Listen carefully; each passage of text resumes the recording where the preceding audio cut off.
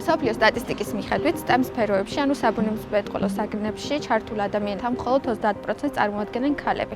რაც შეეხება საქართველოს 12%-ია. ამიტომ ძალიან მნიშვნელოვანია ისეთი პროექტების, როგორც არის Sensis, განხორციელება და აქტიურად მუშაობა, განსაკუთრებით კი რეგიონში მცხოვრებ გოგოებთან. პროექტი ხორციელდება ევროკავშირის ფინანსური მხარდაჭერით, რაც ჩვენთვის ძალიან მნიშვნელოვანია, რადგან საშუალება მოგცვა გვემუშავა 11 ქვეყანასთან ერთად და შეგვემუშავებინა ახალი STEM განათლების სწავლების მიდგომები, ანუ საბუნებისმეტყველო საგნებს დამატებული უკვე ხელოვნება და ეს ესთეტიკური ნაწილი.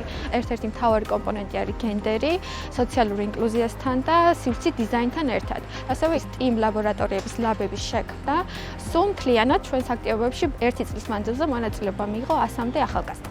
ცხოვრება ახმეტაში, ტექნოლოგიების მიმართულებით დავინტერესდი რამოდენიმე წლის წინ. STEM მიმართულება ძალიან ბევრ შესაძლებლობას აძლევს ადამიანს, რომ თავი განივითაროს, ინოვაციური იდეები დაახვეწოს, ჩაატაროს ექსპერიმენტები და ვფიქრობ, რომ ეს სფერო არა მარტო პროფესიულად ანვითარებს ადამიანს, არამედ აძლევს თავდაჯერებულობას და აძლიერებს მას. ხშირად ყოფილა ხოლმე სტერეოტიპები გოგონების მიმართ, რომ არ უნდა ჩართულიყვნენ პროექტებში, სადაც მაგალითად რობოტიკას გადიოდნენ, მაგრამ რაც შეიქმნა ეს ტექნოლოგიური სივრცე, ბევრ საინტერესო აქტივობებში ვიღებდით მონაწილეობას, ქონა გასვლითი აქტივობებიც ბუნებაში. ჩვენ სტარტაპზე მუშაობის დროს დაგვეხმარა პროექტი STEM მიმართულებით, ჩვენი პროტოტიპი უფრო დავხვეწეთ. მნიშვნელოვანია, რომ ევროკავშირი აფინანსებს სხვადასხვა პროექტებს და ეს ყველაფერი საზოგადოების ცნობიერების დონეს საკმაოდ ზრდის.